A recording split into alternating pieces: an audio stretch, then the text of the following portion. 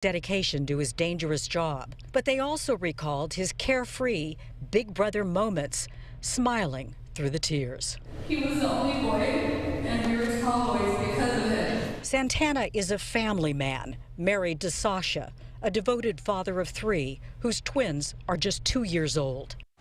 Wednesday, his memory was wrapped in a sea of blue uniforms.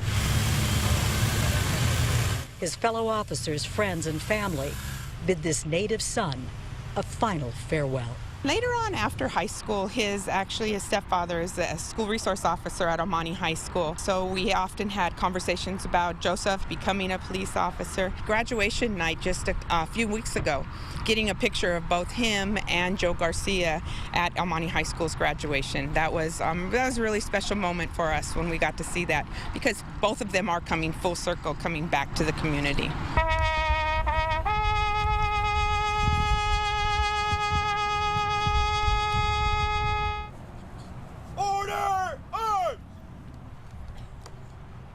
The remembrances for these 2 hometown heroes continue tomorrow. A special memorial service at 10 a.m. Thursday. Fox 11 will carry it live. Laura Diaz reporting in El Monte for Fox 11 News. And that was our Laura Diaz at the funeral services for Officer Joseph Santana, which were held yesterday. They were private, but they graciously invited our cameras to document it. Now, we mentioned we are learning more about these men, who they were as police officers, but more importantly, who they were as people.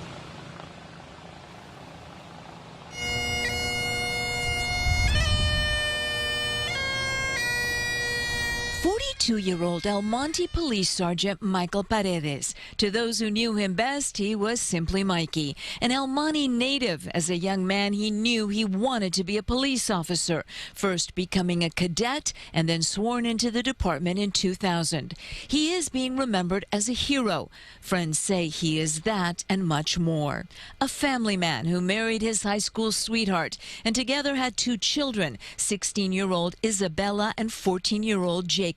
Serving the community he grew up in, a friend says he loved working patrol because it put him in the community, where co-workers say he knew the streets like the back of his hand. No GPS needed. But when the shift was over, it was all about family. He couldn't wait to be with them every day, coaching his son in football, spending time with his wife and teen daughter, and a favorite pastime, watching Star Wars movies. He was, said a friend lovingly, a Star Wars nerd. 31-year-old Officer Joseph Santana. Friends called him Joe or Joey. He leaves behind an extended and close-knit family, including his wife, 9-year-old daughter, and 2-year-old twin sons, his father and stepmother, and his mother and stepfather, who is Officer Joe Garcia, a 24-year veteran of the El Monte Police Department.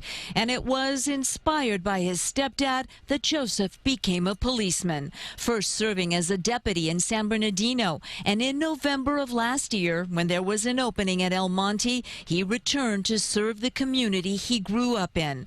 And friends say he loved every minute of being on the job, and his ultimate goal was to work with at-risk kids.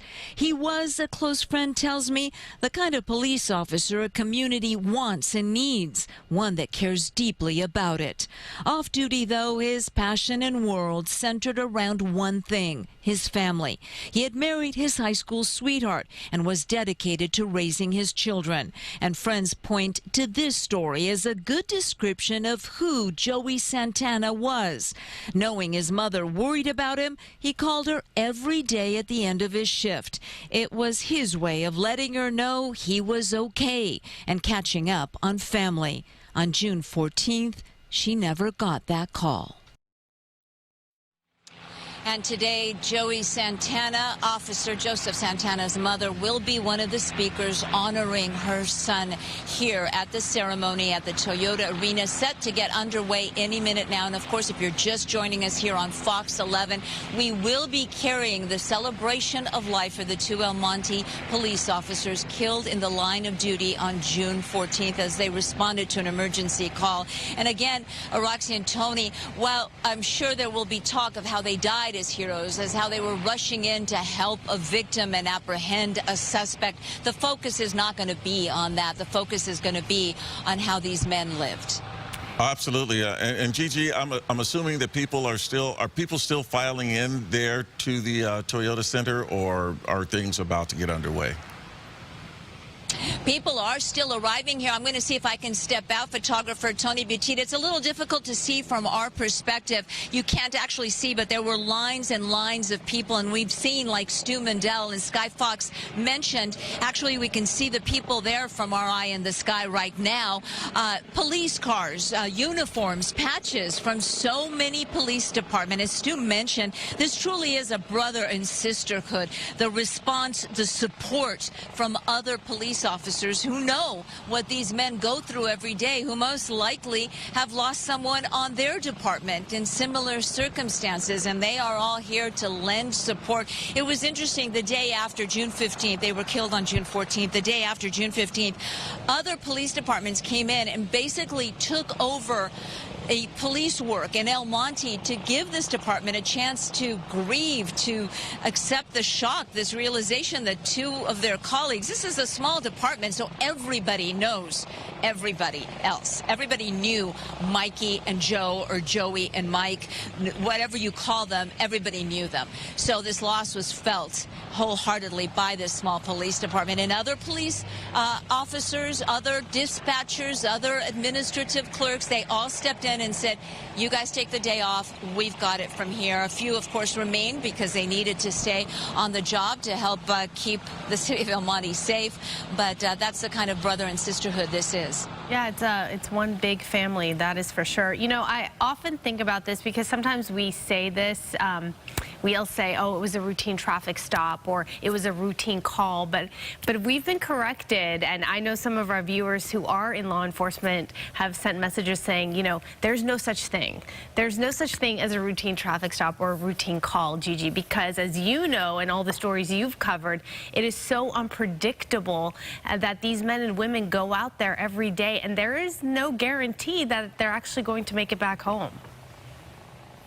And Roxia, you may find, other people may find this interesting, but domestic violence calls are actually one of the most dangerous, if not the most dangerous call that a police officer can respond to. Those heated arguments between couples where passion, anger is running high, they are blinded or fueled by that anger, that fight. They often take it out on the responding officers. We've seen this multiple times, and you can ask any police officer. Domestic violence calls, which sadly is the call that these officers were responding to at the Sierra Motel, Hotel Motel in El Monte. They were responding to a call of a victim being stabbed. They got that victim out of that motel room, and that's when they were shot by the suspect, literally ambushed in that motel room. Well, yeah, domestic violence calls certainly are among the most dangerous, and we do hear law enforcement officials talking about that. And one of the things, Gigi, that makes those kinds of calls so dangerous is not only because of the perpetrator, but sometimes even the victim will turn on those officers when they arrive. We've seen that happen many times, not only to police officers, but the good Samaritans who see a fight between a couple and they think they're doing the right thing, and they step in to try and break it up, and then suddenly they're the object of the anger of both the people in the original fight. So passions, emotions run high, and people get blinded by that anger, and they take it out on whoever happens to be there often. And right now, Gigi, just want our viewers to know, as they can see, we do have a view from the inside of the Toyota Arena right there on your right side of the screen. We are just waiting for the service to get underway. And then in the meantime, we are keeping an eye on people still, as Stu and Gigi have mentioned. They've been filing in. They continue to file in. There you have a look right there on the left side of your screen. And Gigi, you had said thousands of officers are expected to attend.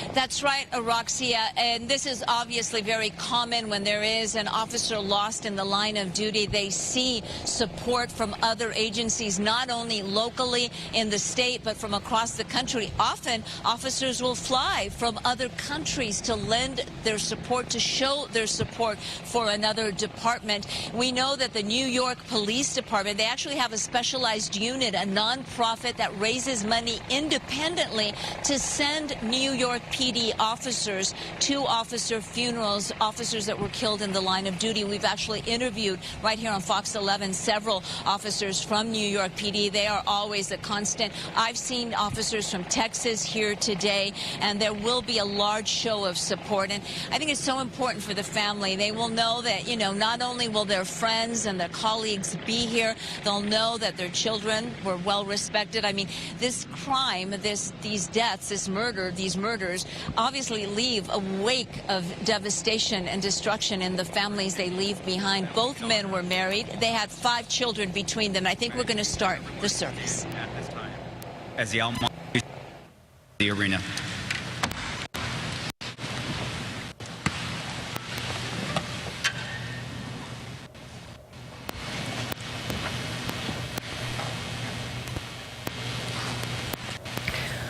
Okay, Gigi, as we wait, we're going to wait for the audio to connect once again, and we'll take you back inside and hear what's going on. But you can finish your train of thought there. You were just mentioning, I had no idea that the NYPD had a program like that where they have a fund, and whenever there's a death around the country, they do send officers to go represent and just to be there for moral support. That's really incredible. That's right, and they don't use city or state funding for that. It's a nonprofit group that collects funding from donations made from other police agencies, from supporters of law enforcement, and that's how they fund the trips. They usually send at least 2 officers to officer funerals around the country, and they do this all the time. And they come in full uniform, and it is their way of showing their respect to our officers. And as you pointed out, Gigi, I mean, this is a very, very close-knit group, the law enforcement community. And they also, I know, do everything that they possibly can to take care of the families that are left behind, because their lives, of course, are shattered when something like this happens. That's right. And one of the police unions, and I'm going to have to apologize because I don't have the name with me, actually stepped in, and with their funding, they offered to pay the mortgages on the homes of both Sergeant Paredes and Officer Santana, so that their families, their wives, and their children would not have that to worry about. So, yes, they are stepping up. People are stepping up with private donations. It's all about the children these officers leave behind. I mean, you have to think these people went to work. Paredes and Santana, they went to work and they never came home again, leaving behind, you know, children as young as 2. Officer Santana's twin boys, they were only 2 years old. His daughter, only 9 years old. So all of them are left behind and now without a dad. It just breaks your heart. Lives forever changed, all with that one senseless act. Gigi, you've been also in the community talking to people living there, residents, not just family members and friends. And what is the sense you get? There's a lot of anger. There's a lot of anger that this would happen to 2 relatively young men. We're talking about 31 and 42 years old that were El Monte natives and that chose to continue to work in their community. Obviously, a lot of people go to bigger departments. There may be a bigger paycheck somewhere else, but these two men chose to work in the community that they called home. Joseph Santana, I believe, graduated from Arroyo High School. Maybe that was Michael Paredes, but they both graduated from high school in El Monte. They played sports. They married their high school sweethearts from El Monte. So these were locals. And in El Monte, it's a very interesting dynamic because everyone has lived there. Most of the families, many families, have lived there for decades. They've called El Monte home. Even families of kids who have taken another path in life, and maybe we're talking about a not so legal path. You know, yesterday an officer told me, you know, even the gangsters know the officers by name because we grew up in the same neighborhoods, and there's some, like, a level of unspoken respect. I know maybe it sounds incredible, but they were explaining this to me, that there's some kind of just, you know, like, I know your grandma, I know your mother, I know your mama, I know your papa, I know your abuelito, because they all grew up in these same neighborhoods. And again, I was told about 70% of the officers are from El Monte, originally from El Monte, so they're working where they grew up. It's a very interesting dynamic. Well, and Gigi, you pointed out that there's a lot of anger. There is also anger being directed at Los Angeles District Attorney Gascon as a result of this as well, and I suspect that is going to become an even bigger part of the recall movement that we've been seeing. Yes, and while the focus today is not on the felon, it is worth the mention, and one of the most outspoken people has been Joey Santana's mother. She has been very vocal in her criticism of the Los Angeles County District Attorney's Office, feeling they did not charge this felon with all the charges that he could have received and would have kept him in jail for a longer period of time and may have avoided something like this from happening. The felon was actually on probation and I understand had violated his probation, and the probation department didn't step in immediately to pick him up either. The probation department of Los Angeles County says that's under investigation. So it seems, and according to Joey Santana's mother, that the legal system and all its different offices and bureaus failed not only these families, but an entire community. Talked about the suspect, and I think we should also note that the woman involved in the situation when these two officers responded, she was okay. She never got hurt, but I do remember her being interviewed shortly after the incident, and she was very upset, and she kept saying how she felt, I'm paraphrasing, but responsible basically for what had happened. And because of her, they had gotten there to help her, and they had lost their lives in the process.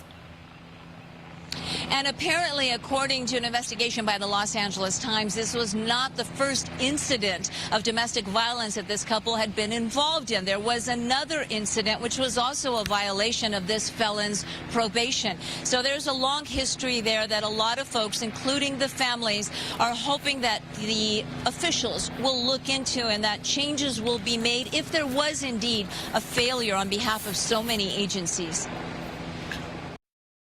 And that's the thing, Gigi. We talk about the effect that this has on so many people, on her, but also on the families of these officers who were killed.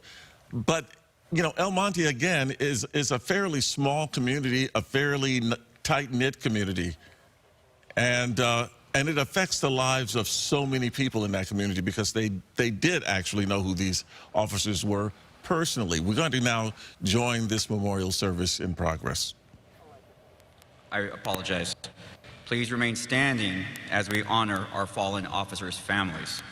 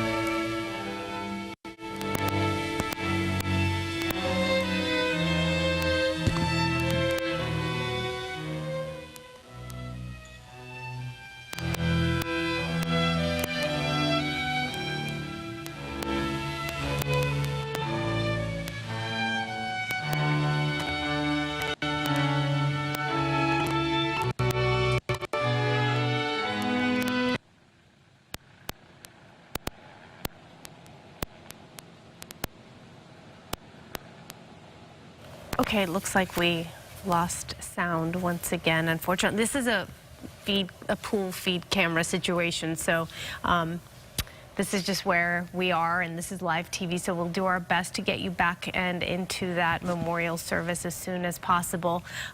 We're taking a look at the left side of our screen where we have a view of the Toyota Arena where this is taking place. I don't know, Stu, if you can hear us, but I can't see from my vantage point. If you can just let us know if people are continuing to enter, and I know this is going to be a packed private service. It does seem like some of the motorcycles are still making their way to this service. Maybe they were the ones blocking some of the traffic earlier on, or maybe they're just arriving late, but they are still arriving out here. We also did see, Gigi had mentioned that there was going to be a riderless horse presentation probably after or towards the end of the ceremony of the memorial. We actually saw that horse being prepped and getting ready just moments ago. Very somber just to see that horse by itself. We know what it symbolizes, but to actually see them walking around in the back of the arena there, that was it was just actually kind of a moment up here. Folks are still arriving. Some of the officers, like I said, this is not open to the public, but we did see a number of motorcycles just making their way into the parking lot, so those officers will make their way in there as well. Right now, though, a lot of the activity outside of the Toyota Arena is stopped. So we assume that most of the people most of the officers and family that are going to be there have already made their way in. We did hear just moments ago, it sounded like the ceremony was beginning, but right now from the outside it's just peaceful and quiet. And like we said, if we could see that horse again, we would show it to you, but apparently they had put it back inside the trailer. But we did see that, and apparently that is part of the ceremony for later on.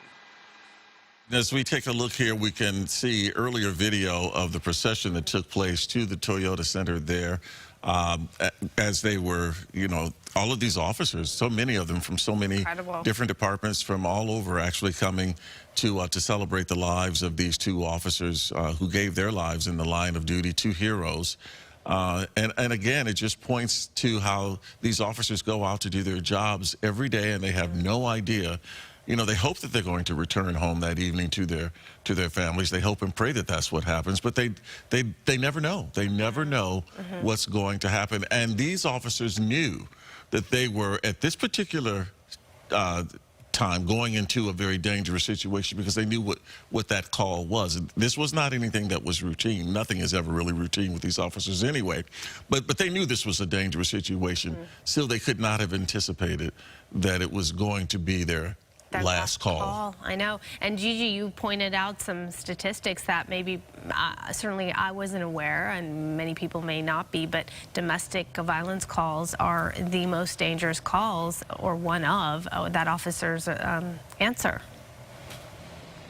Sadly, many police officers have either been injured or killed in the line of duty, responding precisely to some type of domestic incident, some type of fight, either between a couple or family members. And those family members, blinded by anger, fueled by passion, take it out on the responding police officers. And sadly, in this case, they were responding to help a victim in distress. So to rescue that victim, they had to go up to that motel room door to get her out. That is what they did. They got her out, but then they were immediately confronted with the suspect who shot both of the officers and continued to shoot.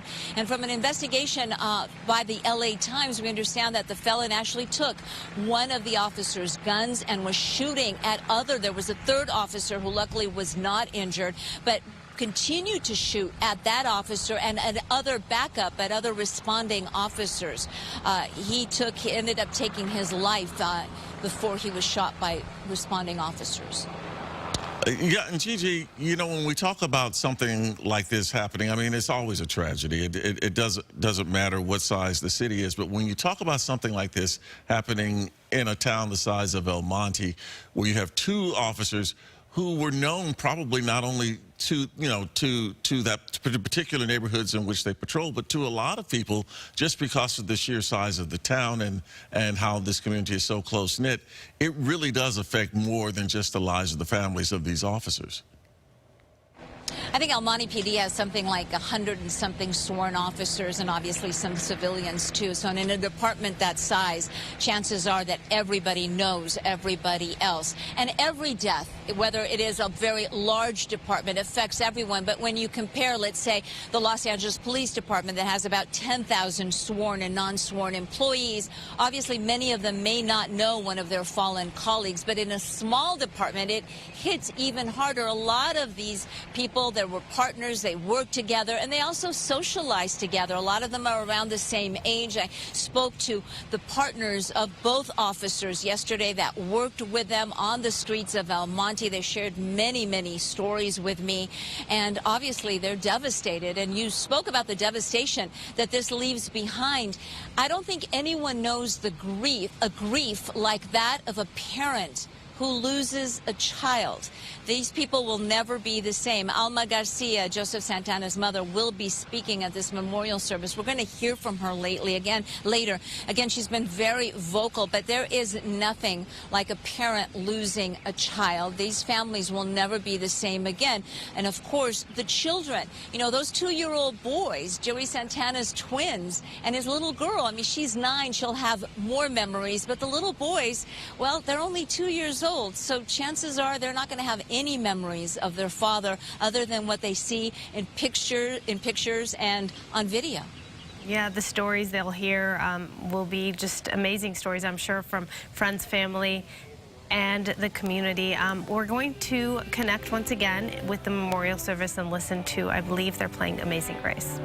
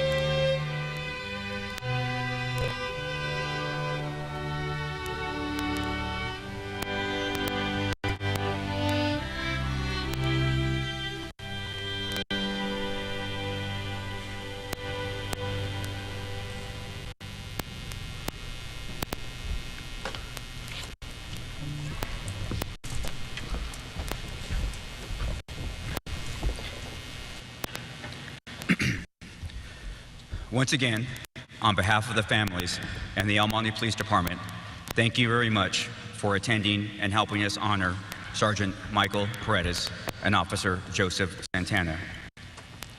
It is not an easy thing to say goodbye, but today we will honor Sergeant Paredes and Officer Santana, whose bravery cannot be measured and made the ultimate sacrifice to make this world a little bit safer. At this time, I would like to invite Chief Ben Lowry to make a few remarks.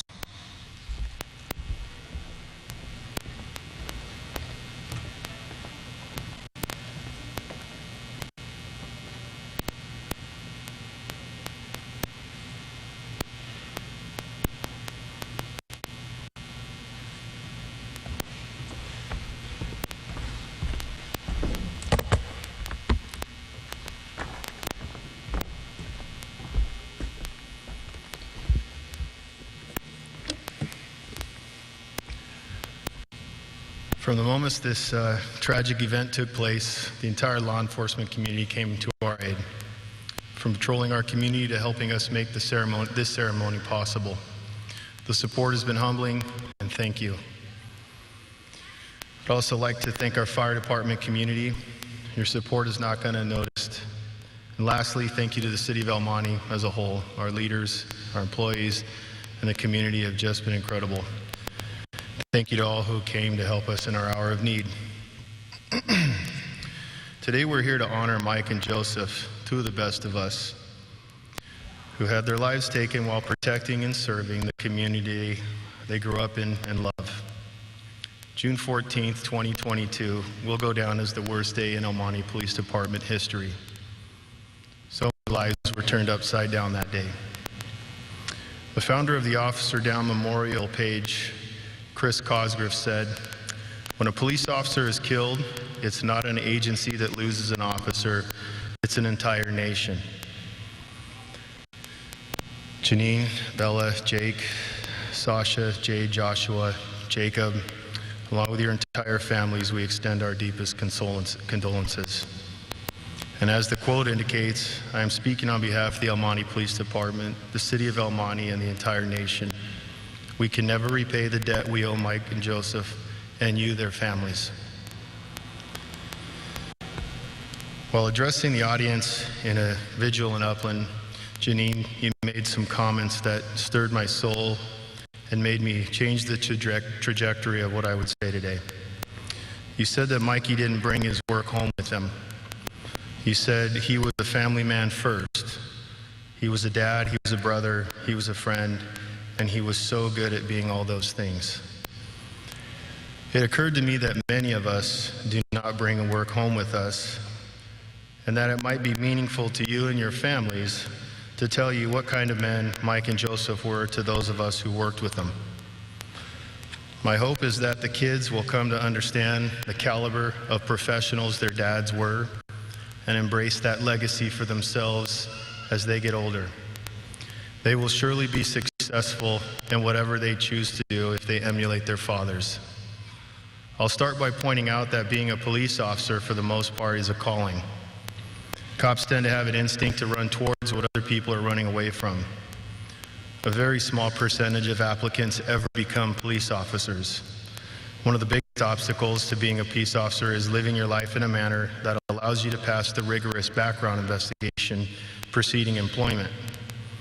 This meant that both Mike and Joseph lived their lives in a manner that displayed character, responsibility, and good judgment long before they ever applied to be cops.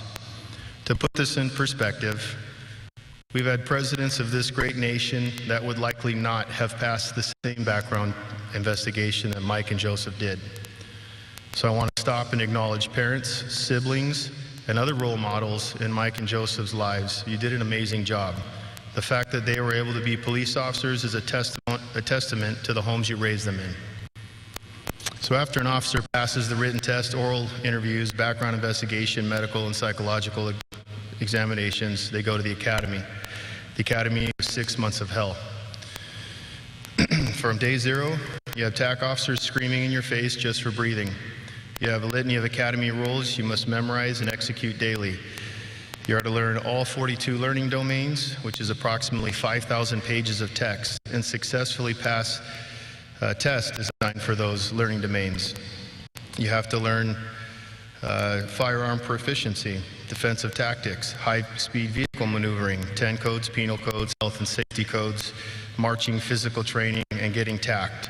Getting tacked is where you stand on a hard surface and get yelled at, made to run, made to do push-ups, assign gig papers. The Academy will sift out those who do not feel the calling to law enforcement I mentioned earlier. So I'm going to speak a little bit about Joseph right now. But before I start, I would like to make a correction. There were media reports indicating that Joseph was on training at the time of the incident. This is not correct. Joseph was off training and a fully functioning street cop. Although Joseph had less than a year on with El Monte, he was not a rookie. He had worked with SBSO for a few years before coming to El Monte, and while at SBSO, he himself was a training deputy. Joseph graduated from the San Bernardino Sheriff's Academy in September of 2018 and was assigned to the West Valley Detention Center. When it came to work habits, inmate processing, and supervision, Joseph received, quote, exceeds job standards on his last 2 annual evaluations. One of Joseph's co-workers at the Sheriff's Department described Joseph as, quote, a hard worker who was proactive. He was always the first one on the job and the last one to leave. Another co-worker from the Sheriff's Department described Joseph as, quote, being a hard worker and also 100% proactive. He continued by saying Joseph was well-liked and well-respected by all his peers. Joseph's sergeant at the Sheriff's Department said that Joseph was, quote, a hard worker, punctual, and dependable. His sergeant said he was sad to see Joseph leave to come to El Monte, but said El Monte will be getting a good employee, and endorsed him without hesitation. Officer Joe Garcia, who is Joseph's stepfather and one of the most trusted and respected officers with the El Monte Police Department, said Joseph was, quote, a good kid who is respectful, honest, and someone you can count on for anything. So I'm going to take a moment to elaborate on that comment. Officer Joe Garcia, in my estimation, is as reliable as they come in this profession. And if Joe said this about Officer Santana, I assure you that there is no greater vouch for character. And as I learned from speaking with Joseph's FTO, sergeant, and researching his career, that character assessment was 100% accurate. Joseph's field training officer, Chris Fry, said Joseph was always on time, prepared. He was the model trainee. It was obvious that he loved the job. He always asked appropriate questions, was a quick learner, and had excellent penmanship. One of the traits noted by Chris, as well as everyone else I spoke to, was that he was very humble and dedicated to his profession. Chris also pointed out that Joseph would often talk about his family, how the twins were keeping him up at night, how to better coach Jade in softball. Another important trait that Corporal Fry pointed out, Joseph was not afraid to go hands-on, but never without good cause. Chris also noted that Joseph would often take more time than most officers to help a victim. He had compassion and empathy for the victims of those he had sworn to protect. Chris told me that Joseph was going to do very well here and would likely have ended up working in the gang unit sooner rather than later. One of Joseph's sergeants at El Monte PD, Dave Smith, who was one of my FTOs and who I can assure you, he is not a man to mince words or give false praise. He said that Joseph was exactly what we want to see in a new police officer. He said that he would carbon copy Santana as the example of what a trainee and new officer should behave like. So Jade, Joshua, and Jacob, 15 years from now, I hope you replay this memorial and know what kind of man your dad was at work. He was punctual, passionate, consistent, hardworking, compassionate, intelligent, and fearless right to the end. Above all these things, your dad was honorable. He loved your mother with all his heart and was true to her and his family. You are his most important legacy. For 20 years, we worked together, we worked patrol together. Our lockers have been 2 feet away for the last 16 or 17 years. Yep. As young officers working together, I can say firsthand, Mike grasped the long-term perspective perspective before most of us. He was beyond his years in this regard. I have since learned and frequently tell officers that a true professional is one who can temper their passion with perspective. Mike was a professional police officer as long as I've known him.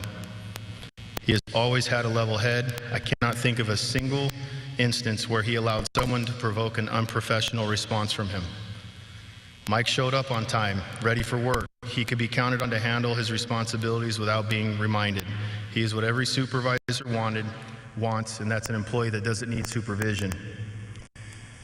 Mike approached his job one radio call at a time. He was thorough and knew how to do his job. I will read from one of his over 40 commendations that I reviewed.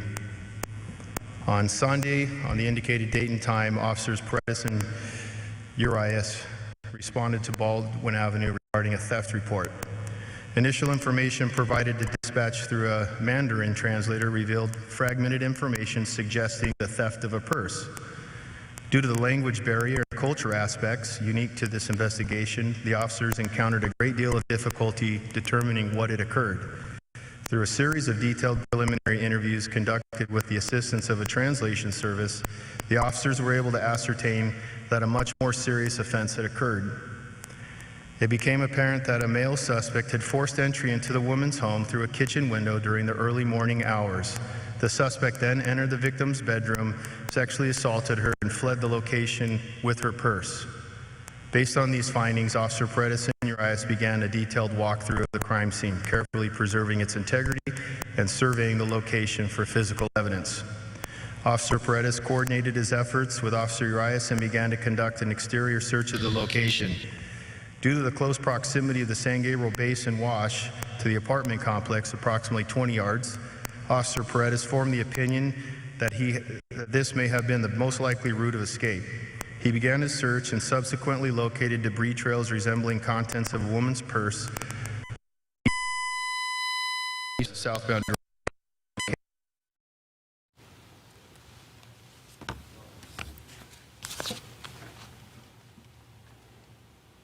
And carefully protected the evidence located while working as a team with limited resources. Due to these developments, the man has been guarded.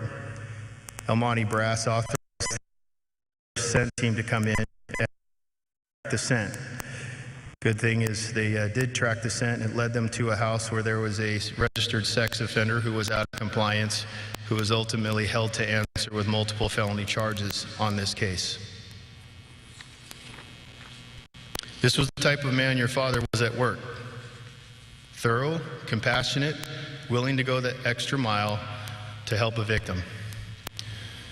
Sometime around 2012, Mike was selected to be an SRO for the city school district. This was an excellent spot for Mike because he was known for taking time to spend with youth and mentor them. He loved working with kids.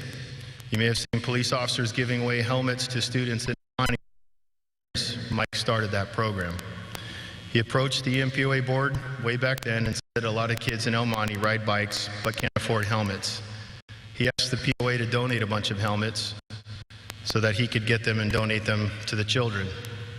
Mike would set up our canopies in the park and hand out helmets to kids who weren't wearing them. Although I took pictures for the benefit of the POA, Mike didn't care about advertising or taking any credit. To Mike, it was a need he saw in the community and he addressed it. Corporal Frank Ramirez said, while speaking to Mike at work, he often talked about the importance of prioritizing family overall. He was a family man for sure. I recently learned that, this is Frank Ramirez again. I recently learned through his family that he never brought work home. However, we all knew he brought his family to work. Mike made a better husband and father for that, made us a better husband and father for that. I'll forever be grateful for these conversations I had with Mikey. Mike was quick to share parenting tips to other officers voicing frustrations with their own kids. His universe was his family. One last thing, as far as judgment and perspective. As I prepared these statements, I could not recall a single instance of drama involving Mike in my entire career. I called Sergeant Gutierrez, who works our IA, and he went through all of our records, and we have no record of Mike ever being in an IA or even receiving a single complaint. Promoting Mike to sergeant will be the easiest promotion I'll ever make. Jake and Bella, as you move forward in your lives, I hope this insight gives you some unseen perspective of who your dad was. He was punctual, consistent, compassionate, intelligent, wise beyond his years, highly respected, and courageous, right to the end. But above all these things, I never knew Mike without Janine. Your mother was the love of his life for as long as I've known him. He was honorable and true to your mother and his family. Again, you are his most important legacy. In closing, I think it's important to distinguish some words that are often associated with line-of-duty deaths. Like all of us, they chose to be police officers, but they did not choose to be taken from us. I want the families to know that there is no way they would willingly allow themselves to be taken from you. You were the reason they came to work every day. But they left this world as valiant heroes. Mike and Joseph were heroes. I'm not saying that because they died, I'm saying that because of how they lived. We'll never forget Mike and Joseph. Thank you for sharing them with us. They were the best of us.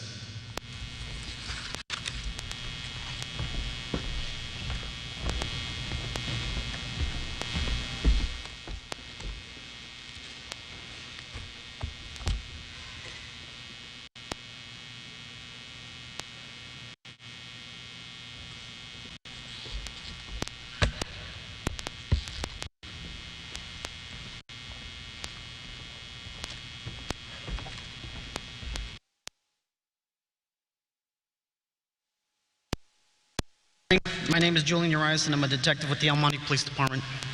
But more importantly, a close friend of Sergeant Mikey Paredes. Knowing Mikey and how he didn't like speeches, I thought I'd better keep this short. Mikey was just one of those guys who was well liked by everyone. If you knew him, you wanted to be around him. He was a great son, husband,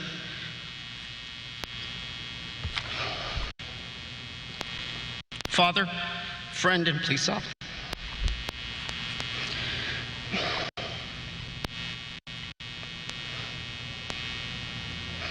I remember the first time that both he and I were able to double up in a two-man patrol car. It was our first patrol team together, and we were excited to get the opportunity to work together.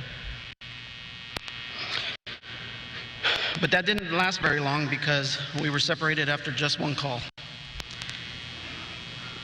The watch commander apparently thought we had too much fun together.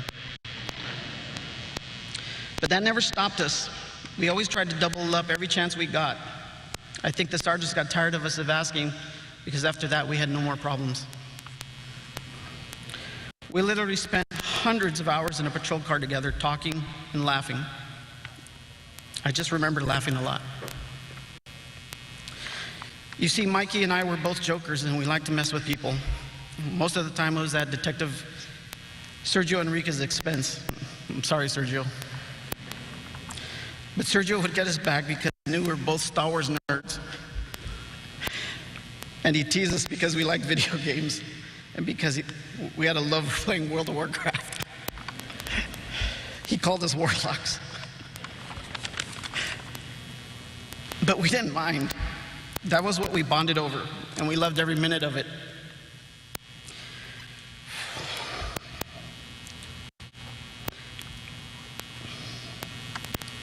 I'm grateful that I got to spend every minute that I did with Mikey, whether it was over a video game or in a police car. Mikey was our brother, maybe not by blood, but definitely by spirit and bond. To Janine, Isabel, and Jacob, I'm deeply sorry for your loss. I know there's nothing we can say to make it feel better or make you feel better. But please know that we will do our best to make you and Mikey proud today. I'm going to miss you, Mikey. We'll never forget you. Love you, buddy.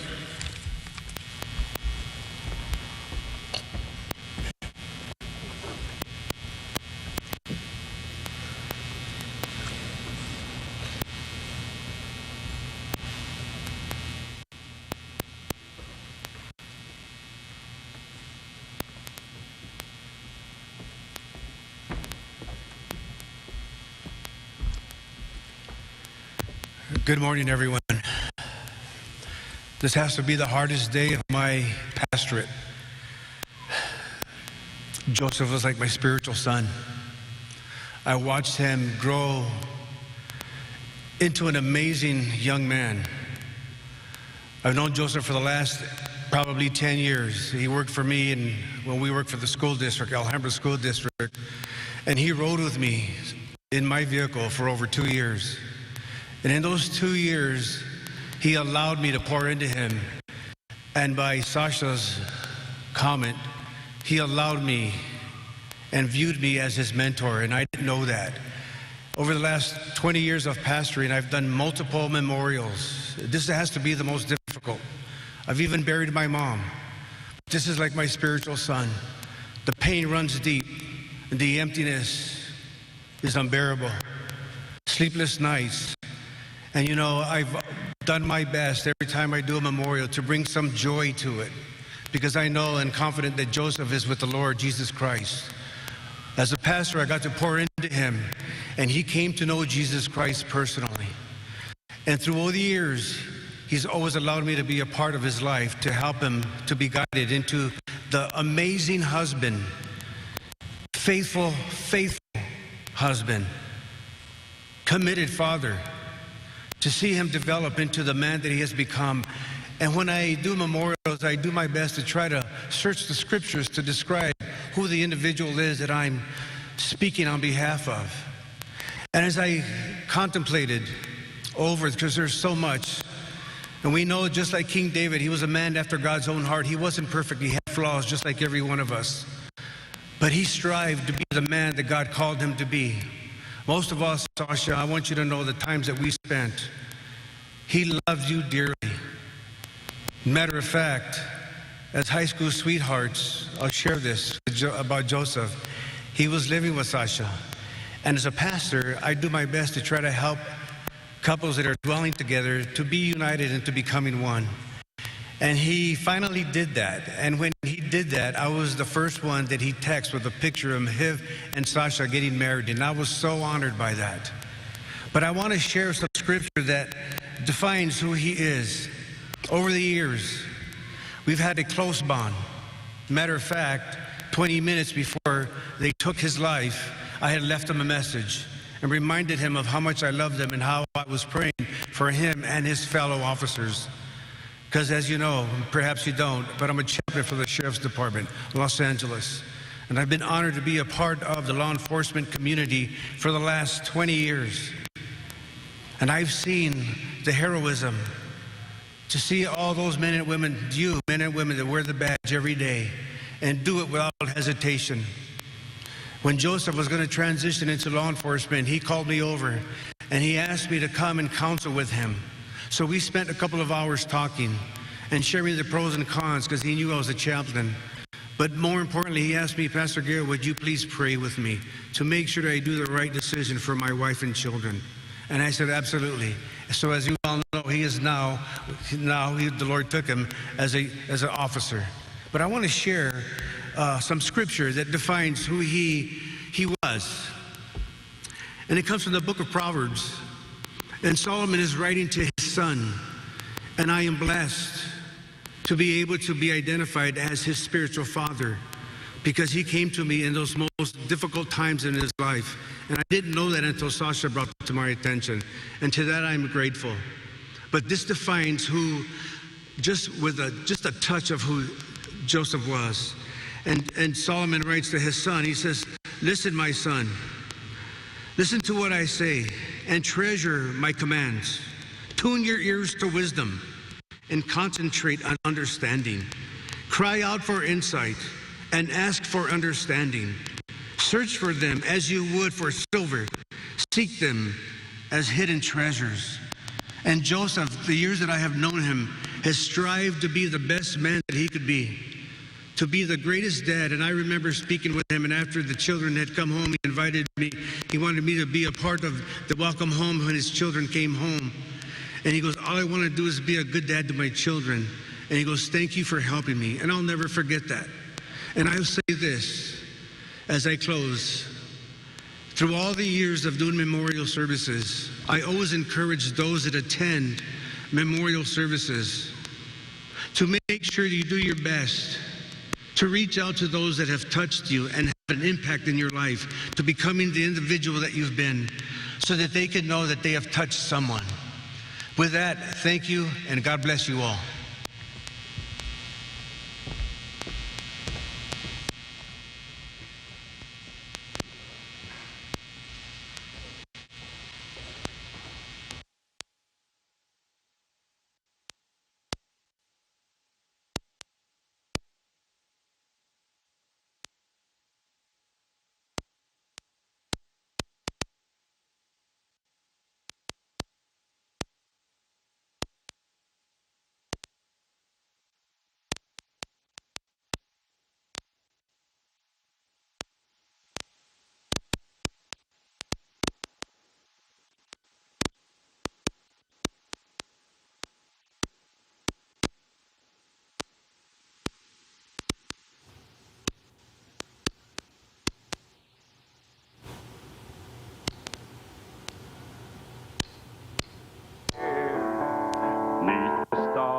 above.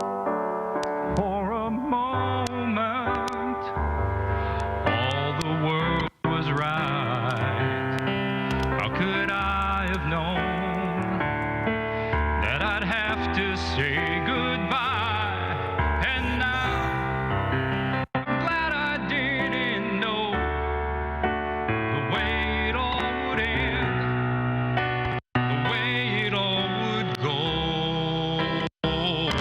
Our lives are better left to chance. I could have missed the pain, but I'd have had to miss the dance. Holding you, I held everything. For a moment, wasn't I your king? But if I'd only known how the king would fall, hey, who's to say? You know, I might have changed it all. And now I'm glad I didn't know the way it all would end, the way it all would go. Our lives are better left to chance.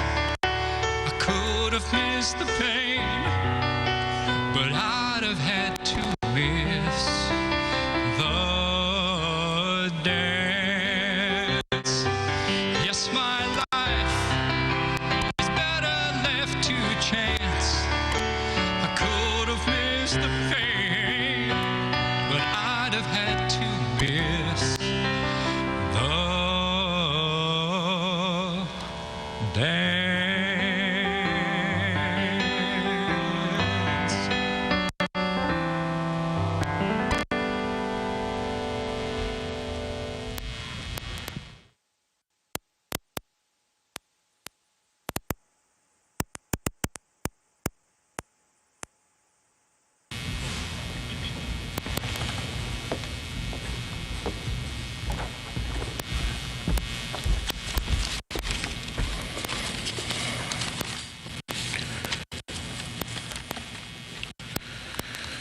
Good morning.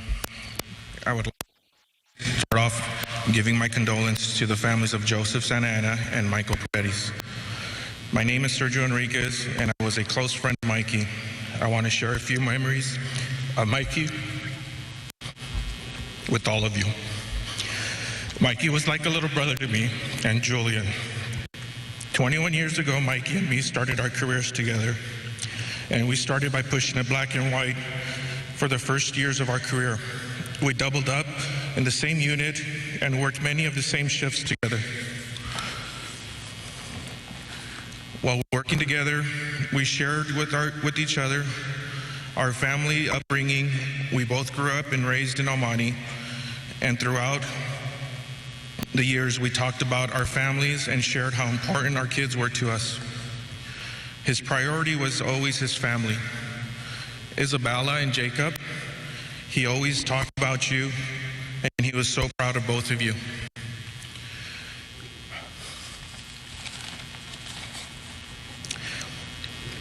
If anyone knew Mikey, we all knew he had allergy issues. So one day, while we're doubled up, I always come up with some great nicknames for him, and he always used to have some great responses back. So I came up with a nickname that stuck with him for pretty much 20 years. I nicknamed him Mocos.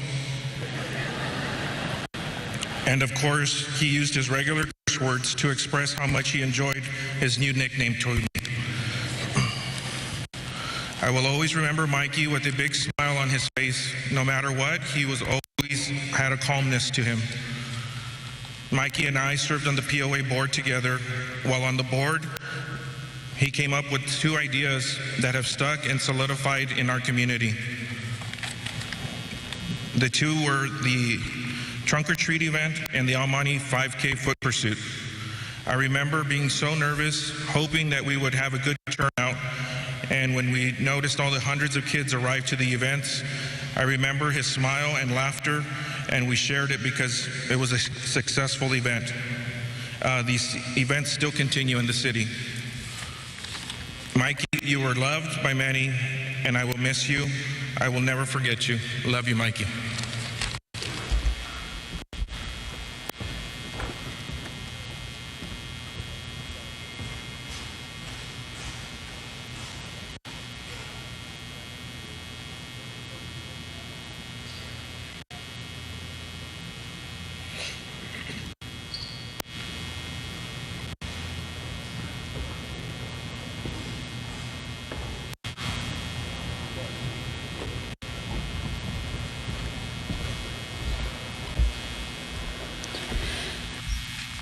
For those of you who don't know me, my name is Bianca Santana.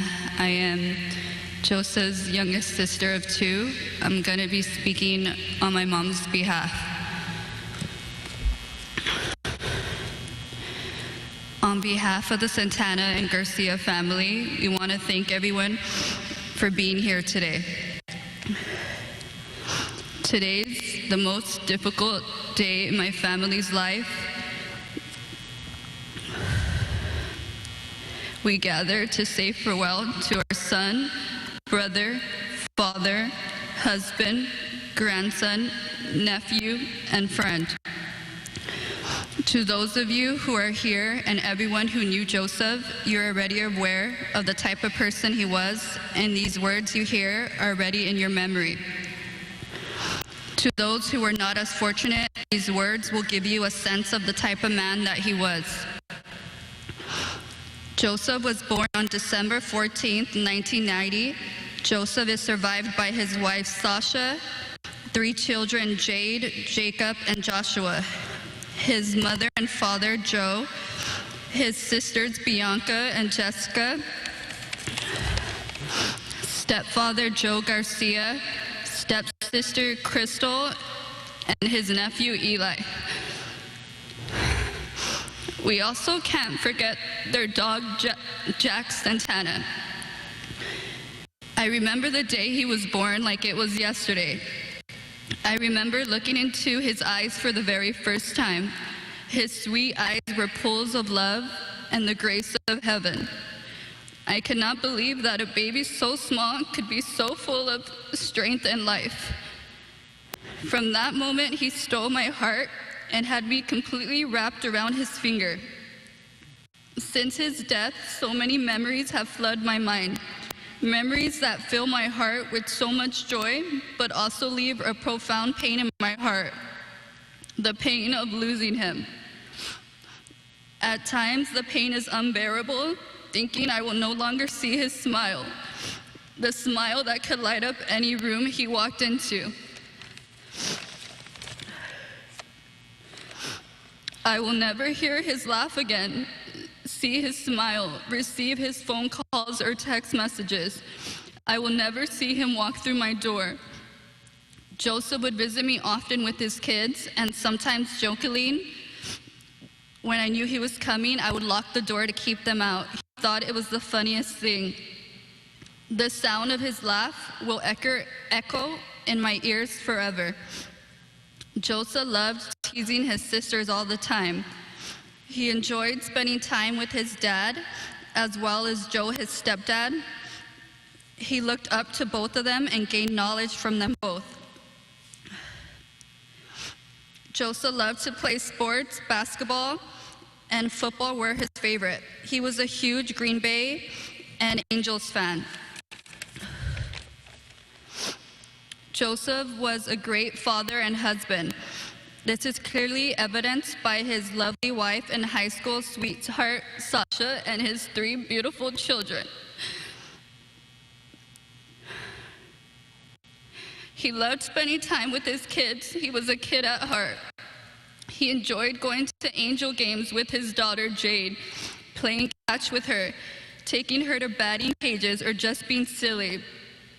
He enjoyed making his boys laugh and spending time with them as well. He often said his kids were his pride and joy. My son has often been described as a gentle soul.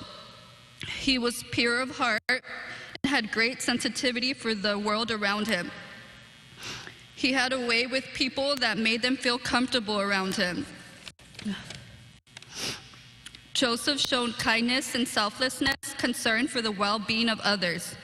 He was everyone's best friend and loved everyone. It didn't matter their age, background, or whether they were rich or poor. Joseph was also a man of compassion. I remember hearing about a time Joseph responded to a call at a house fire where residents were trapped inside their garage.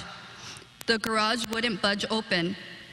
He fearlessly forced open the garage door as he awaited backup, and the residents were able to escape. As he was finishing up helping the residents, the Almighty Batman suddenly showed up and even began helping my son move objects away from the garage. If you're from Almighty, you know who the Almighty Batman is. Before his backup arrived, Batman left into the darkness. We didn't believe his story, but it was indeed true. Just one of the few examples and stories I'll remember about my fearless and compassionate son. Joseph's compassion for others is what made him a great police officer. He loved his profession. He was so proud to wear his uniform and badge and serve the community he grew up in that he loved so much. When he first told me he wanted to be a police officer like his stepdad, Joe, I was so nervous, but seeing the excitement and joy that he brought to him made me so proud.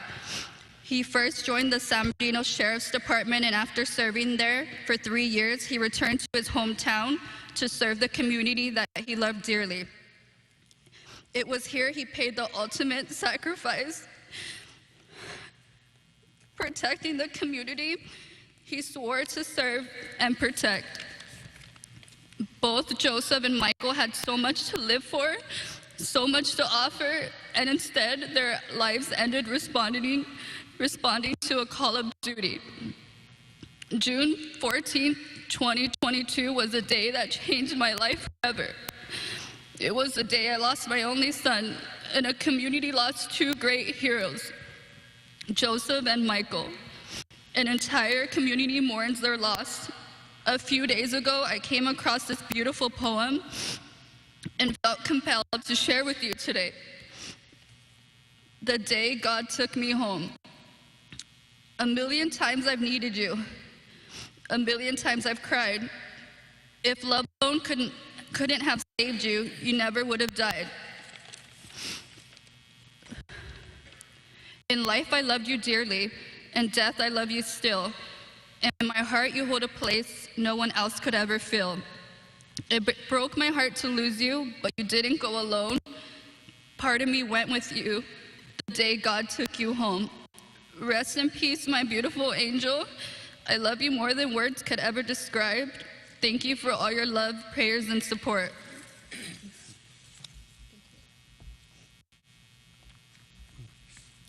Good afternoon. My name is David Reynoso. I'm the retired Chief of Police with the Albany Police Department. I want to start off by offering my condolences to the families of Mike Paredes and Joseph Santana, two brave and dedicated guardians of the community who were murdered in a senseless act of violence perpetrated by a person who should never have been on the street to commit this crime against these dedicated servants. On September 16, 2018, I was fortunate enough to attend the San Bernardino County Sheriff's graduation event and meet then Deputy Joseph Santana. That is when I first heard that Joseph's wish was to become an Albany police officer, to patrol and serve the city where he grew up in. Joseph applied about a year ago with the Albany Police Department, and I completed my chief's interview with him on August 24th, 2021. On November 1st, 2021, Joseph was sworn in as an Albany police officer. I remember how proud he was and how proud and happy his wife, mother, and entire family were. The morning after the shooting, I received a text from Officer Joe Garcia, Joseph's stepfather. The text read, "Thank you, Chief, for your kind words. You made his dream come true, becoming an Albany Police Department officer." My response was simple and truthful. Joseph earned everything he has. Now he is a guardian in heaven. I've known Joseph's mother, Olga, since we were both at Columbia Elementary School in Albany. I promised Olga, Joseph's wife, Sasha, and the rest of the family on the day he was sworn in that we would take care of Joseph. The Albany Police Department did everything within their powers on the day of this tragic event to protect these two brave men. It was the justice system that failed them. I'm truly sorry. More could not have been done to prevent this from happening. May the two guardians of justice and service in the name of others before self rest in peace.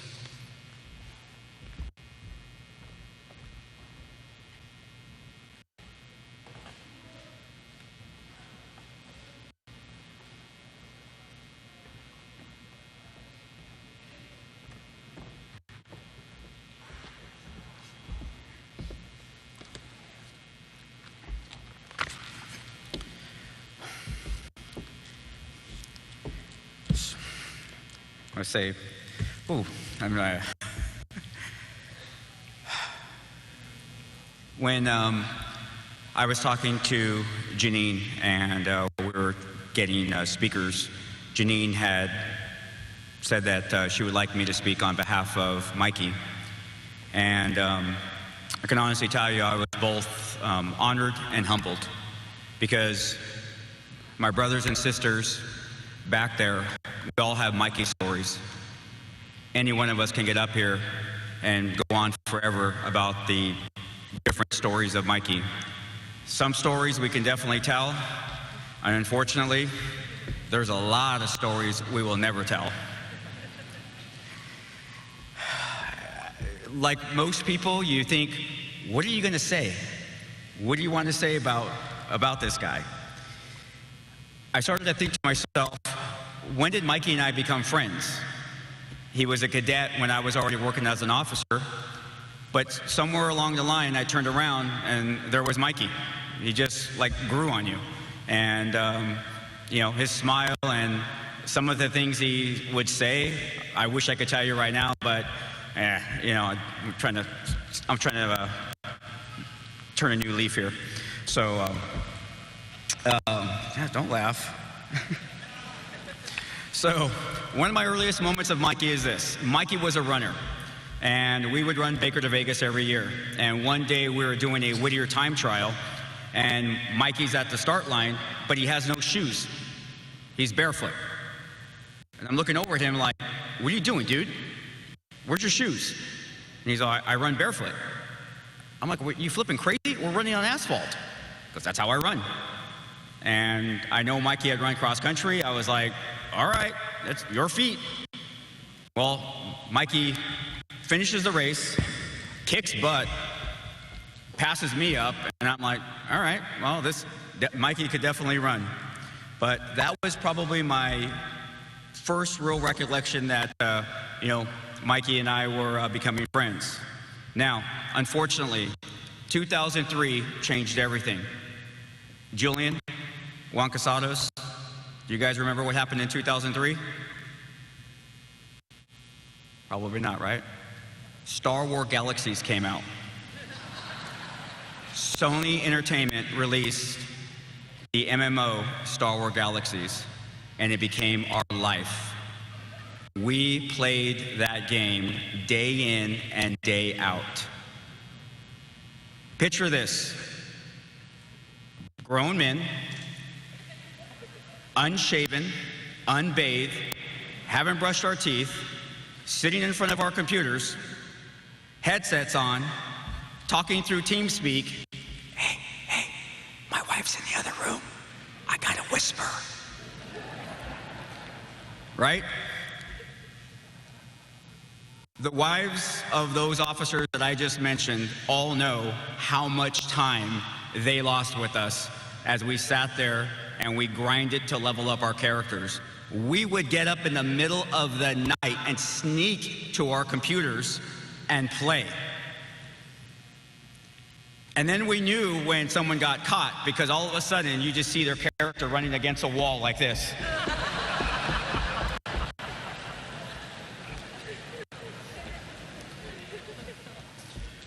For me, it became, I heard Mikey a lot of times, I'm gonna say it was Janine in the background, and he would say, come on, 5 more minutes. Which, in gaming world, we all know that's about an hour to 2 hours.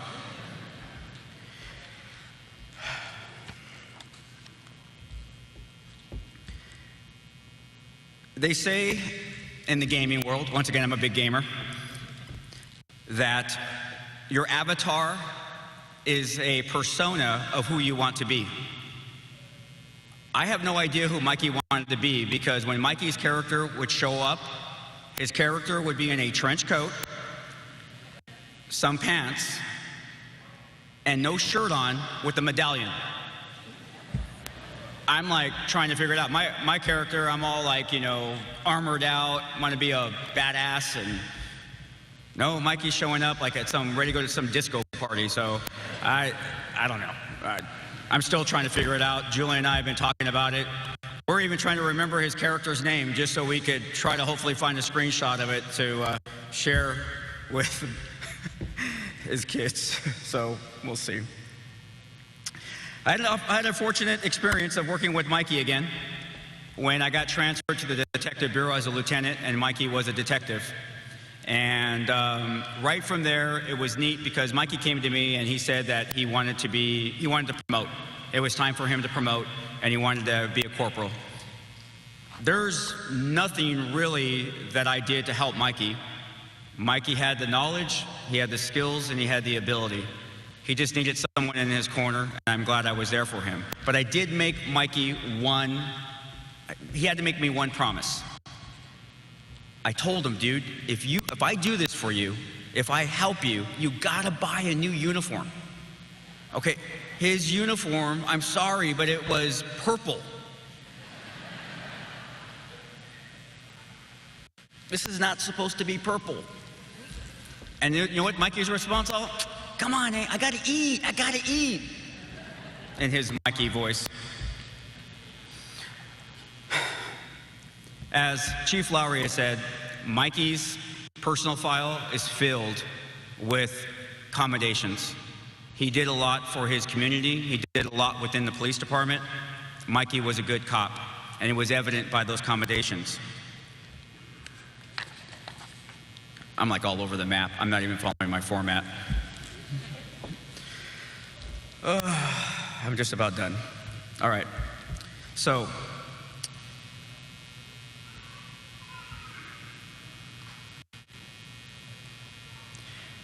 I think we could all say, ladies and gentlemen, Mikey would be the first person to tell us to not mourn his death, but to celebrate his life. And I think and he would tell us, put one back for me. And I know many of you guys will be doing that later on tonight. We're all better people to have known Mikey. And I'm going to tell you something. Saving the Republic for Darth Vader or saving Azeroth from the Horde is not going to be the same without Mikey there. I miss you, brother. Tell Dean we said hi.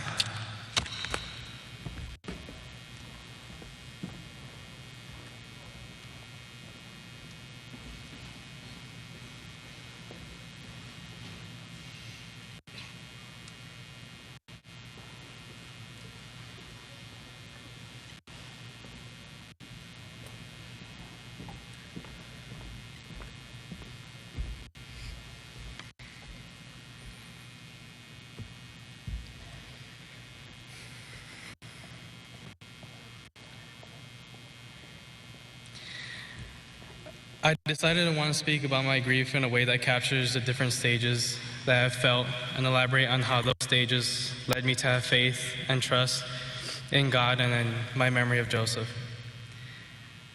I'm not gonna lie, I stood up late last night trying to find something that would speak to me, trying to think of what I can say. What could I use to uplift and help others bring forth amazing memories of our loved ones? And truth be told, I was really lost. Instead, what happened is that I prayed to find something, a verse in the Bible to speak to me, something to hint at what I can say. And within the Bible, I found the book of Ecclesiastes. And for those that don't know, Ecclesiastes is a book in the Bible that highlights the point of view of a preacher, or translated to a teacher, that obviously believed in God. However, he posed questions that purposely made him sound as if he did not believe in God. And it's common and similar to what I experienced, although I did not display disbelief through a deduction of faith, rather a decrease of compassion and humility that I had for the world. Often thinking at times that everything in life does not have meaning, no pleasures, friends, going out, distractions, or even wisdom. Just like how this book poses those same questions. Within the past weeks, I was battling my own disbelief, my own grief. However, I was so distracted by what was in front of me the whole time.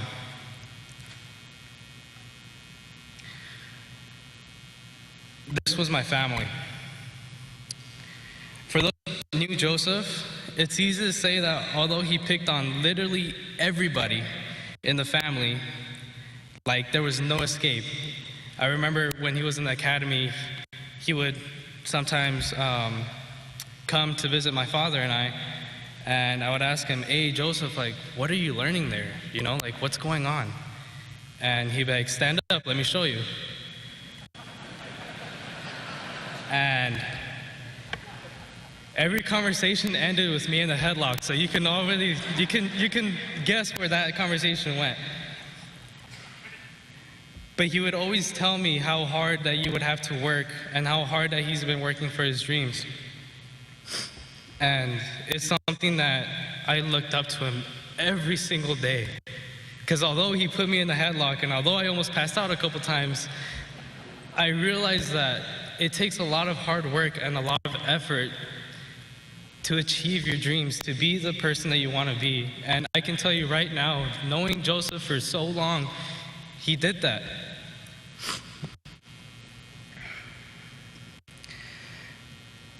Family was his world. And it's through my family and the future family that I see the spirit of Joseph the most. It's where I find comfort that his memory not only serves greatness in my own mood, rather it changes my own life. It changes it in a way that I want to be better for my family, just like Joseph did every waking moment. Ecclesiastes 12:7 is the most powerful verse in the book, in my opinion, where it states that the dust returns to the ground it came from, and the spirit returns to God who gave it. To conclude, we have God in our lives every single day, whether we choose to acknowledge it or not. We live in a world where we are blessed to be able to wake up and see another day, where we are blessed to live in a world that our Creator had created, and better yet, a world that we will all one day leave behind and rejoice with Christ once again in heaven. Although this is the same world where we had lost those closest to us, it's also a world that we can change with future generations to come. Joseph used to always tell me to work hard for my dreams, and I stand here today to tell you that I have been working hard for that dream, and I will continue working towards that dream, which is to be a great man to my family one day, a family of my own, hopefully if Rashan lets me. This is my fiance, by the way. Just like how Joseph did. And I will continue living that memory, because if there's one thing that you can learn from Joseph, is that no matter what happens, no matter how bad of a day you have, you always come home to your family. And it's your family that has you and supports you, and it's the family that needs you the most sometimes as well. And I will continue doing that in memory of my cousin, my compadre, and my dearest friend.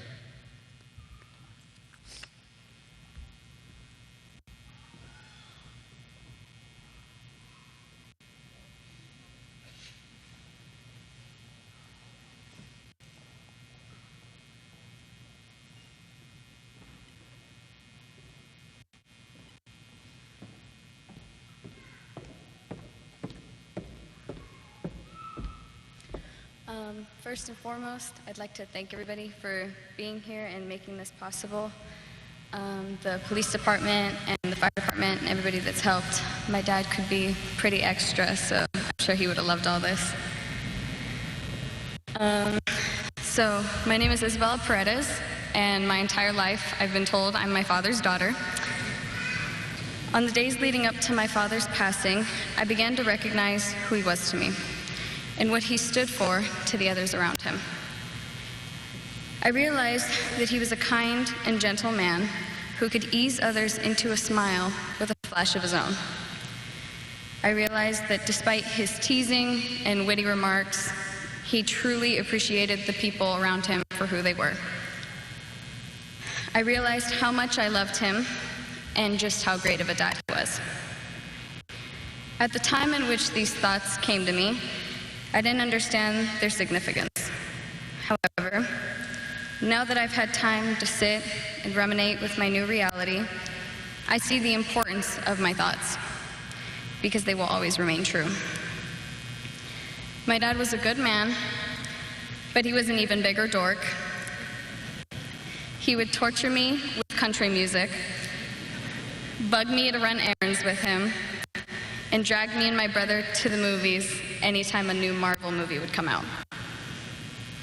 But these memories will forever be held close to my heart, and I wouldn't trade the world for having not gotten the chance to live them.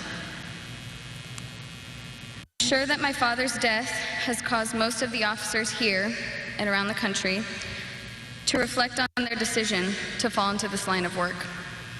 However, I hope that I can inspire you not to abandon whatever passion that may have driven you to your jobs, but to follow a passion outside of work too. My dad's passion outside of work was his family and friends, and the memories all of us have are due to his devotion to both. So if any of you are putting your all into work and have a family, maybe even a daughter like myself, then I hope you'll take it from me and make those memories. Use the time that you've been given to leave a legacy with those you love. And if any of you don't have a family or a passion to practice, then go out and make one so that you can leave those you find to love with the best memories possible. If my dad were to be giving this advice, it would sound more like, get a life. But I have a little more class than to leave you with that. So I will say this. Live the life that you wish to leave behind one day. Create your legacy. And if you aren't quite sure what that means for you yet, then go and find out. Thank you.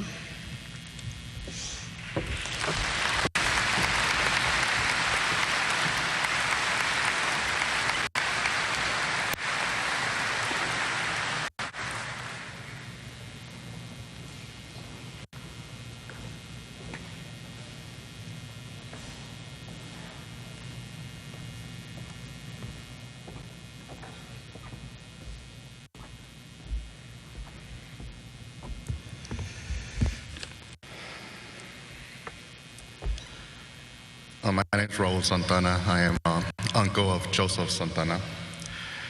First of all, we're standing here along in these tough times with the Paredes family as well. So, as you all know, and you've heard stories of Joseph, Joseph was very a prankster. As a little kid, he always liked to joke around. And for those who knew him better, otherwise known as Joe Breezy.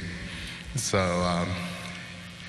and I'm sorry I'm wearing glasses, but I forgot my other glasses. These are actually prescription. I'm not trying to be cool up here. I apologize.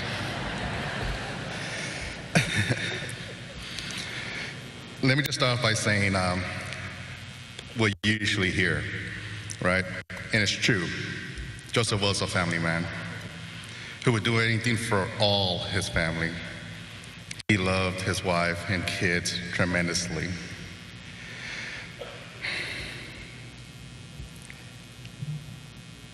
He always wanted to take care of everyone, be helpful.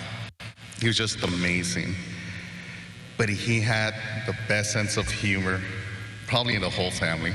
It might start off with my dad, who's sitting in the front row, his grandfather, who's the same way. And he just had the best sense of humor and the biggest smile that brightened anybody's day, including and possibly their darkest days. He just wanted to make people happy. He enjoyed life. He loved life. He is the true meaning of being a great husband is, of being a great son, a great brother, a great grandson, nephew, father, everything. He is just amazing. His dedication to his family and work was beyond any other. And he just loved life and wanted to be happy at all times. But Joseph was also very funny. And every time we'll have conversations, he needed to make sure that he had to ask his tia Pati for ceviche, or pozole, or tamales, or taquitos, because he loved to eat. And one thing he always did when he came to my house was ensure I didn't burn any more burgers, so he'll take over the grill, which you all know, as a man of the house, that's not cool. But he will always be happy. Love seeing Jay play softball. I would always tell him that Jay had to get his toughness from his mama, Sasha, because I remember Joseph as a little kid. The boys were his life as well, all three of them. Sasha was everything to him. He loved his mom and dad, his stepdad, sisters, cousins.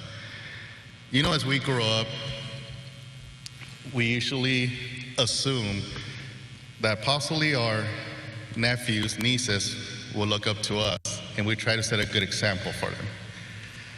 But with Joseph, we actually looked up to him as well. He was an example to us on how to love family, how to be there for everyone, and how to enjoy life. All those that knew Joseph knew that he just wanted to live and enjoy life and be there for his families that he loves so much. So he's truly going to be missed. We feel for as well for here with the loss for the family as well. Two great officers, brave officers. And when I saw the picture of Michael for the first time and saw that bright smile, just reminded me as Joseph as well. Joseph, I wanted to go to El Monte, come back to the city we all grew up in, the city of El Monte. And he did. And unfortunately, as we're also, he lost his life. But all I can say is that if we honor Joseph, if we love Joseph, then be happy at all times. Enjoy life. Enjoy every day with your family. The thing that we always have in our family is that we always say, I love you to each other. So after every text or every call, we end it with, I love you.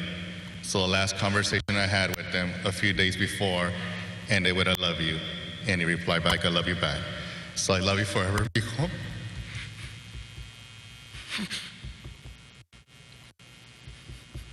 look over us, protect us. Don't mess around too much with those angels up there, because you're a prankster. For all law enforcement and first responders in attendance and all over, thank you for what you do every day. Please stay safe. We love you all, and we pray for you every day. Thank you.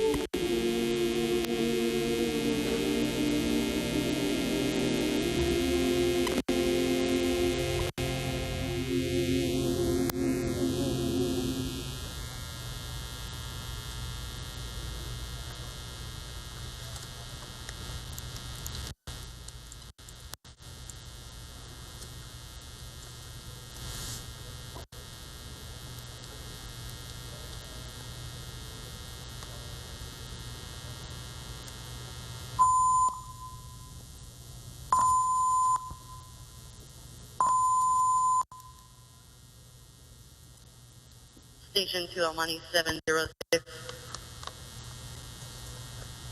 Station 2 Almani 706, Officer Joseph Santana. Station 2 Almani 565. Station 2 Almani 565, Sergeant Michael Paredes. Station 2 all Almani units, no response from Officer Santana and Sergeant Paredes. It is with great sadness that we mourn the loss of our brothers, Officer Joseph Santana and Sergeant Michael Paredes. Officer Santana, thank you for your 4 years of law enforcement service. Sergeant Paredes, thank you for your 22 years of law enforcement service. Officer Santana and Sergeant Paredes, your law enforcement family, thank you for your selfless service. May you rest in eternal peace. You are clear to return home. Your assignment here is complete. Rest easy. We have the watch from here. Officer Santana and Sergeant Paredes, end of watch, June 14th, 2022.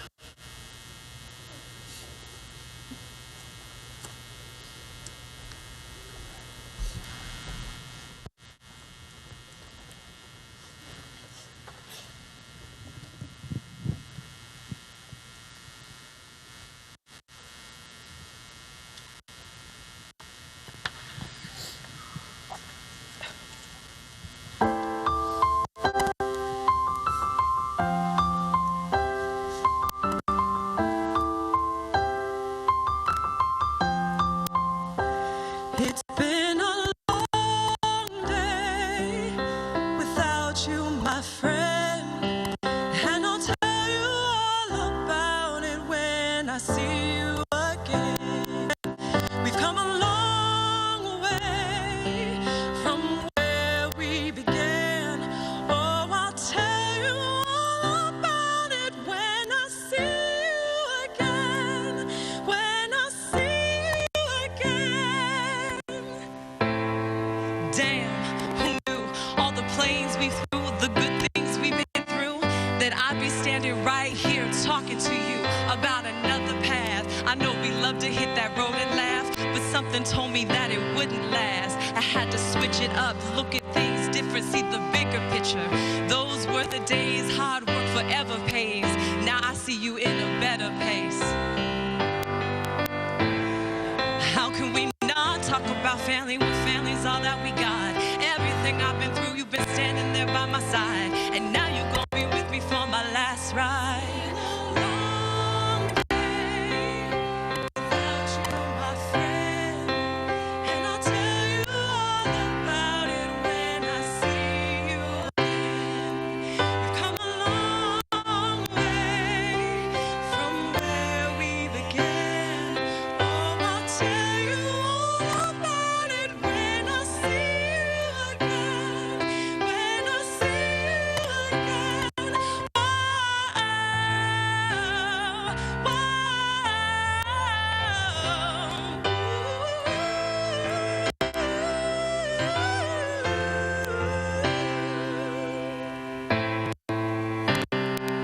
First you both go out your way and that vibe is feeling strong, and what's small turns to a friendship, that friendship turns to a bond, and that bond will never be broken, that love will never get lost.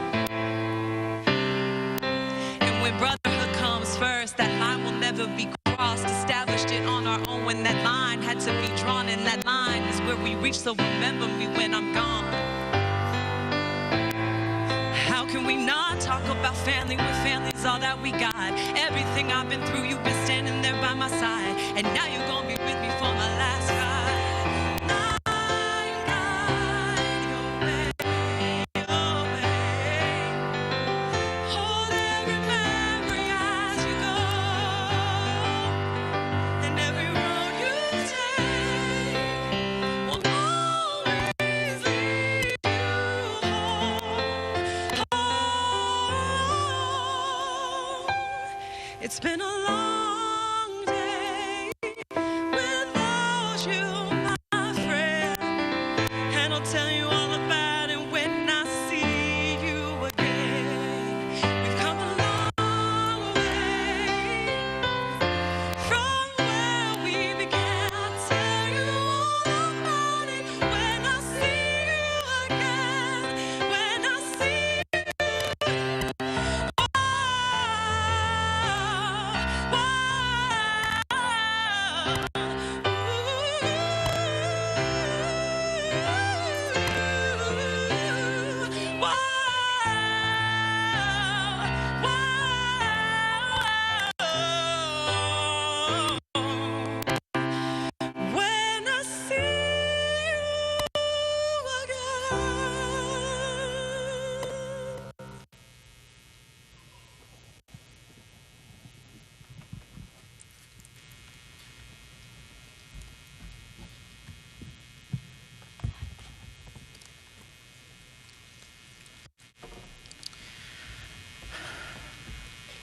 This concludes the indoor portion of our ceremony. Please rise and remain standing. Ontario Honor Guard.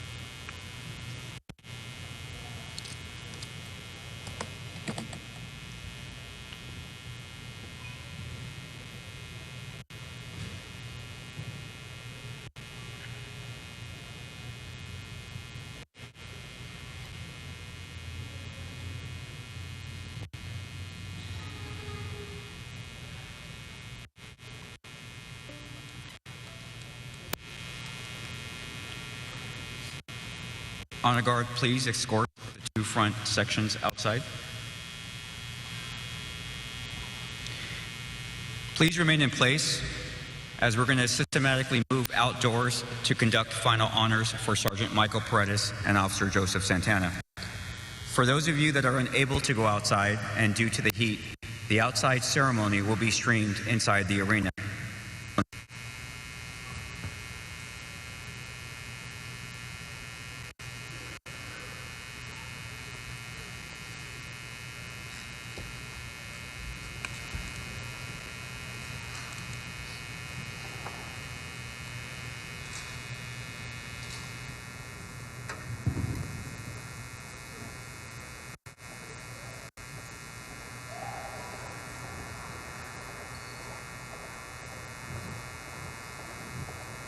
Okay, the end of Watch there, and quite a poignant tribute to those two fallen officers, Sergeant Michael Paredes and Officer Joseph Santana with the El Monte Police Department. That portion inside, we heard from family members and from friends, and it was quite a service. It then is going to move outside, and as you heard them say, because of the heat, some people will stay inside, but so many people in attendance. You have thousands of officers from all across the country attending this tribute. The procession began early this morning about 8:15, and here we are just beginning the noon newscast. We thank you for being with us. I'm Marla Tejas, of course, Bob DeCastro here.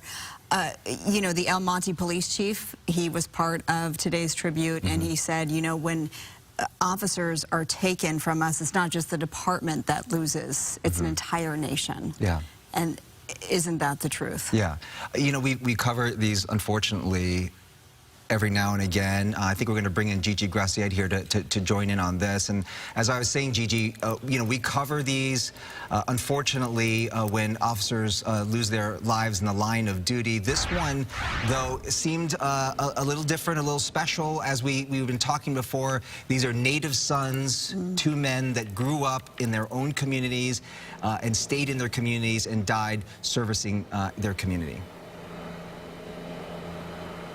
Bob, Marla, the El Monte Police Department prides itself on having so many officers who are homegrown. They were born and raised in El Monte and returned to serve their communities. It was a very powerful and moving service, a tribute to these two fallen officers, and it's rare that we see two officers losing their life in the line of duty at the same time.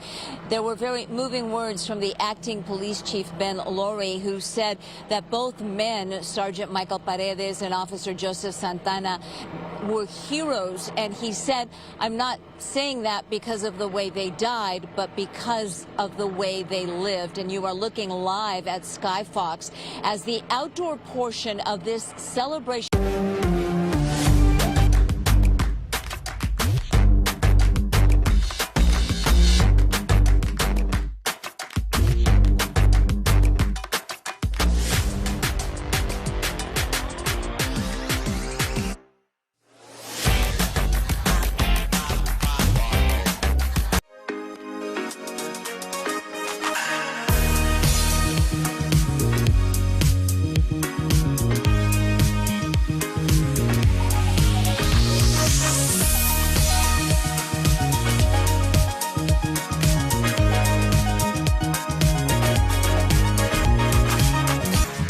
respond. Fox 11's Lost Angeles, City of Homeless is an amazing documentary, an honest story, really powerful, excellent, a comprehensive and balanced report. True. Love to eat, always asking for the pozole and the taquitos and the food when he came over.